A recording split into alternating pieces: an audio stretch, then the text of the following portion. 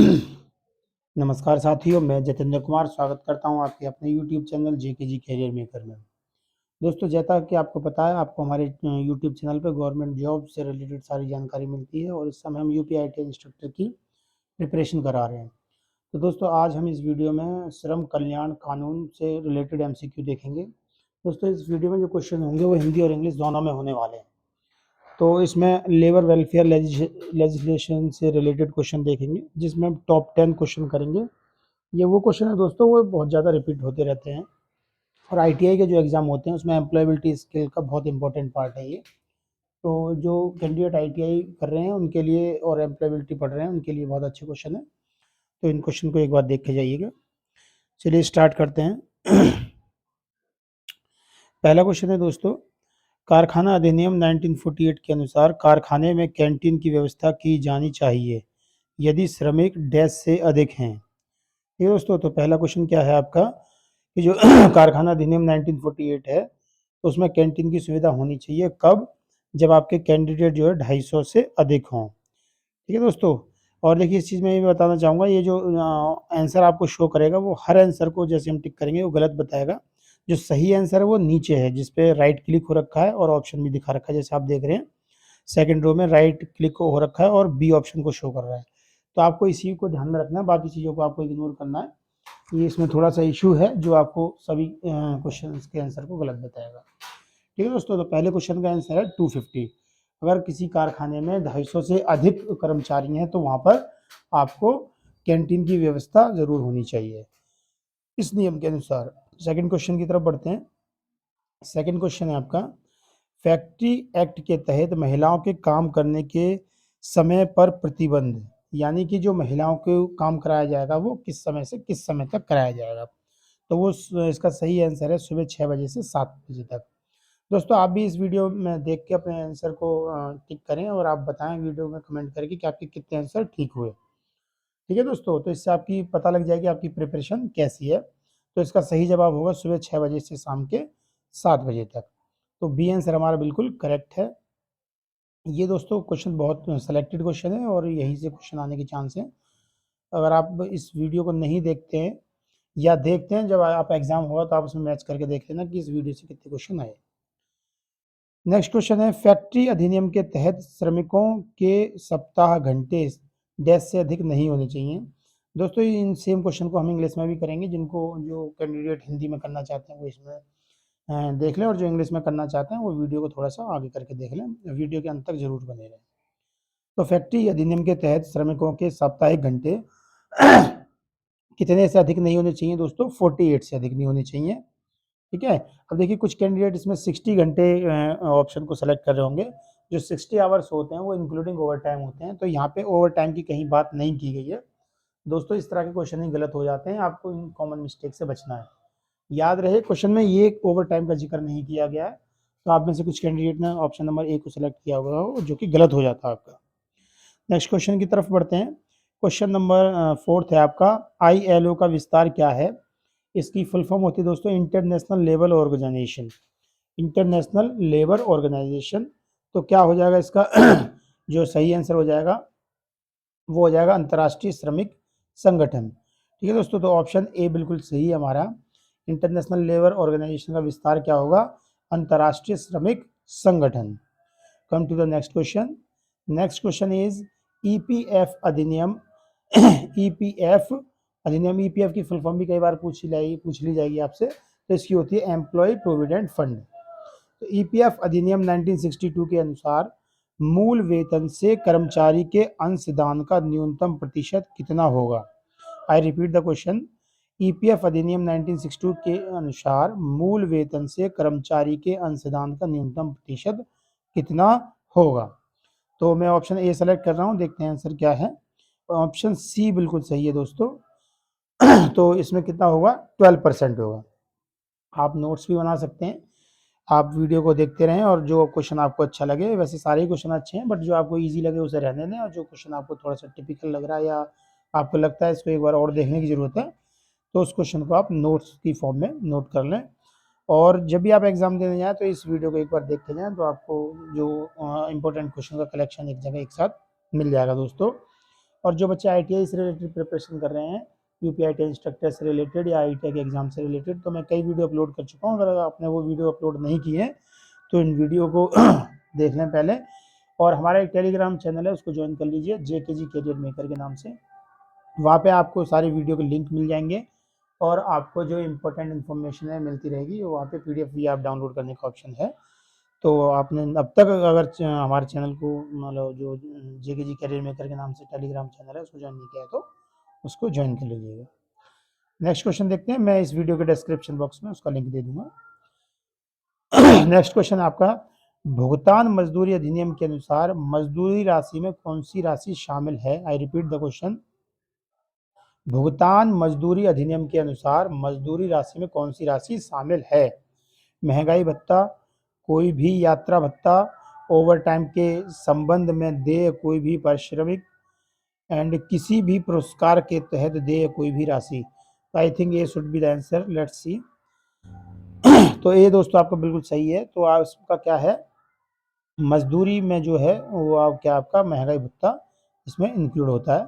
Next question की तरफ बढ़ते हैं दोस्तों। बीच बीच में इसमें कुछ एडवर्टाइजमेंट आ जाते हैं तो उसको आप अवॉइड कीजिएगा। क्वेश्चन को ध्यान में रखें, जो आपका कंटेंट है उस पर ध्यान रखें, उस पर फोकस रखें। क्वेश्चन है, कौन सा कारक व्यावसायिक स्वास्थ्य और सुरक्षा से संबंधित नहीं है? I repeat the question. कौन सा कारक व्यावसायिक स्वास्थ्य और सुरक्षा से संबंधित नहीं है? सुरक्षा, स्वास्थ्य, कल्याण, वेतन। कौन सा कारक व्यावसायिक स्वास्थ्य और सुरक्षा से संबंधित नहीं है? वेतन, कल्याण, स्वास्थ्य और सुरक्षा। हम ऑप्शन ए को टिक करते हैं, वो गलत है दोस्तों। वेतन जो है वो सही आंसर है। एक बार क्वेश्चन को देख लीजिए, इंपॉर्टेंट क्वेश्चन बनता है ये। कौन सा कारक व्यावसायिक स्वास्थ्य और सुरक्षा से संबंधित नहीं है? तो ऑप्शन नंबर डी जो है वेतन, वो आपका स्वास्थ्य और सुरक्षा से संबंधित नहीं है।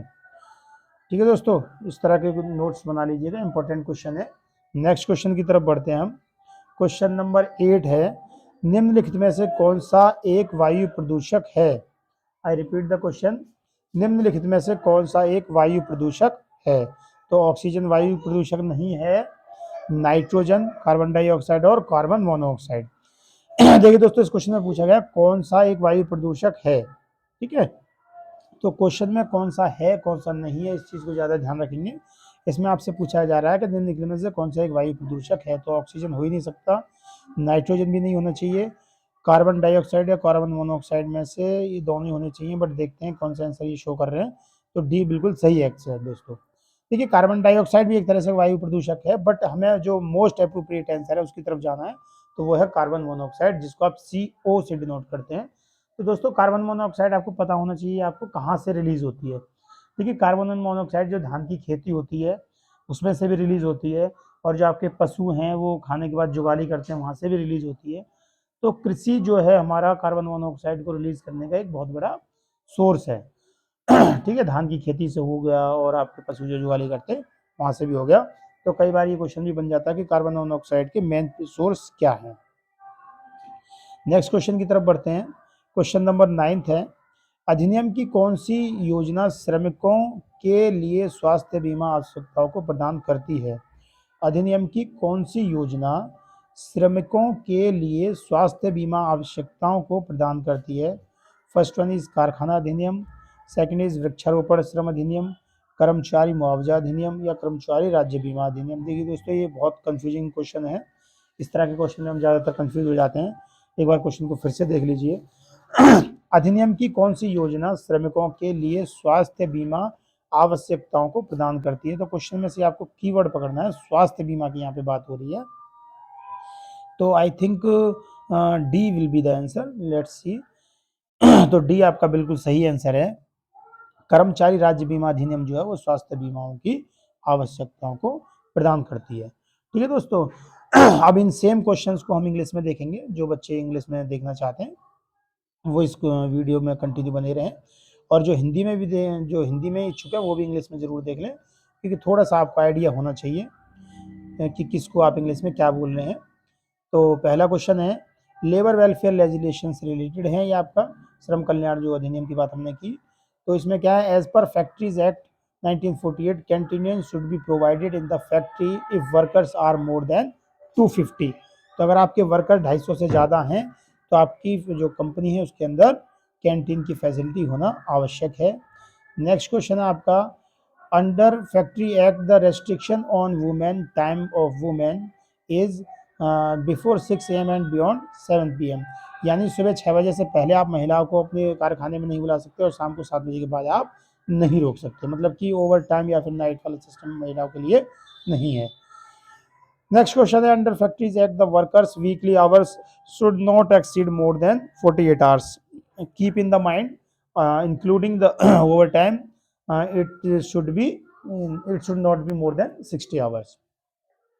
तो ओवर टाइम के साथ 60 घंटे के से ऊपर नहीं हो सकते, और विदाउट ओवर टाइम अगर आप बात करते हैं तो 48 आवर्स से ओवर नहीं हो सकते वीकली। ठीक है दोस्तों, वीक में आपको एक छुट्टी देनी पड़ेगी, और आपका जो ओवर टाइम है उसका भी एक लिमिट है, आधे घंटे का रेस्ट होना चाहिए हर 4-5 घंटे के बाद। तो ये सारा जो है इस अधिनियम के अंदर आता है। ILO की फुल फॉर्म पूछी गई है, इंटरनेशनल लेवल ऑर्गेनाइजेशन है, LU well aware. Next question is what is the minimum percentage of employees contribution from the basic salary as EPF। ठीक है, इसकी फुल फॉर्म पूछ ली जाती है, एम्प्लॉइज प्रोविडेंट फंड। तो ये क्या आपका 12% है। नेक्स्ट क्वेश्चन की तरफ आप पढ़ते हैं, which amount does include in wage amount as per payment wage act. ठीक है, तो क्या है आपका डियरनेस अलाउंसेस जो है इसके अंदर इंक्लूड होता है, DA जिसको आप शॉर्ट में बोलते हैं। नेक्स्ट क्वेश्चन की तरफ हम बढ़ते हैं, which factor is not concern with occupational health and safety. तो हेल्थ एंड सेफ्टी के साथ जो है आपका सैलरी वाला फैक्टर इंक्लूड नहीं है, याद रखेंगे, इंपॉर्टेंट क्वेश्चन है दोस्तों, ये मोस्ट इंपॉर्टेंट है, और ये क्वेश्चन ज़्यादातर गलत होता है बच्चों का। तो which one of the following is an air pollutant. तो एयर पॉल्यूटेंट की बात की गई है, तो कार्बन मोनोऑक्साइड जो आपका मेजर एयर पॉल्यूटेंट है। And next and last question of this video, which scheme of act provides health insurance requirement for the workers। so employee state insurance act, that is ESI act। ठीक है दोस्तों, तो video के अंत तक बने रहने के लिए आपका बहुत बहुत धन्यवाद। अगर आपको वीडियो अच्छी लगी तो इसको लाइक कर दीजिएगा और स्टडी रिलेटेड ग्रुप में शेयर कर दीजिएगा। Thank you, take care.